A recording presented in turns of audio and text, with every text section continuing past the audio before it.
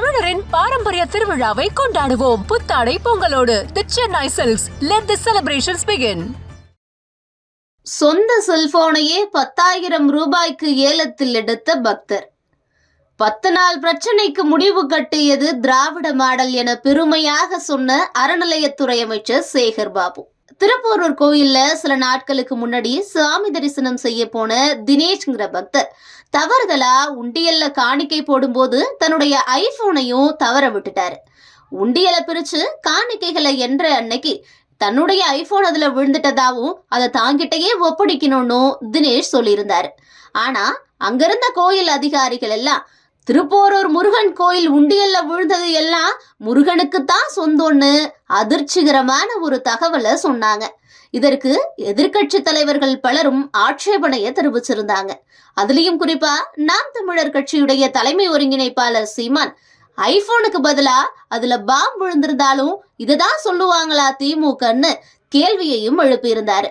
இந்த சூழல்ல தான் அறநிலையத்துறை அமைச்சர் சேகர் பாபு கிட்ட இது சம்பந்தமா செய்தியாளர்கள் கேட்ட கேள்விக்கு முருகன் கோயில் திருவுண்டியல்ல விழுந்தது எல்லாம் முருகனுக்கு சொந்தம் அப்படின்னு சொல்லப்படுது, இருந்தாலும் சட்ட விதிகளுக்கு உட்பட்டு சரியான விதத்துல இதுக்கு நடவடிக்கை எடுக்கப்படும்னு அமைச்சர் சேகர் பாபு சொல்லியிருந்தாரு.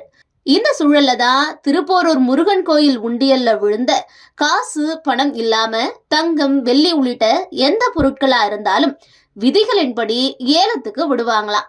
அந்த வகையில அந்த ஐபோனும் ஏலத்துக்கு விடப்பட்டிருக்கு. அந்த ஏலத்துல கலந்துகிட்ட ஐபோனோட உரிமையாளர் தினேஷ் தன்னோட போனை அவரே 10,000 ரூபாய் கொடுத்து ஏலத்திலையும் எடுத்திருக்காரு.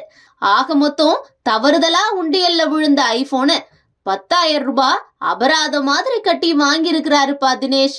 கால கொடுமடா சாமின்னு சமூக வலைதளங்கள்ல திராவிட மாடல் அரச எல்லாரும் விமர்சிச்சிட்டு இருக்காங்க. இந்த சூழல்ல தான் இந்து சமய அறநிலையத்துறை அமைச்சர் சேகர் பாபு செய்தியாளர்களை சந்திச்சு பேசும்போது திருப்போரூர் முருகன் கோயில் உண்டியல்ல விழுந்த ஐபோன் கோயில் விதிகளுக்கு உட்பட்டு ஏலம் விடப்பட்டதாகவும் அது அதிகபட்சமா 10,000 ரூபாய் கொடுத்து உரிமையாளர் தினேஷே வாங்கினதாகவும் தெரிவிச்சிருக்காரு. ஆக மொத்தம் உங்களுடைய 10 நாள் கேள்விகளுக்கு திராவிட மாடல் அரசு முடிவு கட்டிட்டதாகவும் சேகர் பாபு சொல்லியிருக்காரு. சொந்த ஐபோனை திரும்ப வாங்குறதுக்கு 10,000 ரூபாயான்னு சமூக வலைதளங்கள்ல நெட்டிசன்கள் குமுறல்களை வெளிப்படுத்திக்கிட்டு இருக்காங்க. தமிழரின் பாரம்பரிய திருவிழாவை கொண்டாடுவோம். புத்தாடை பொங்கலோடு the Chennai silks. Let the celebrations begin.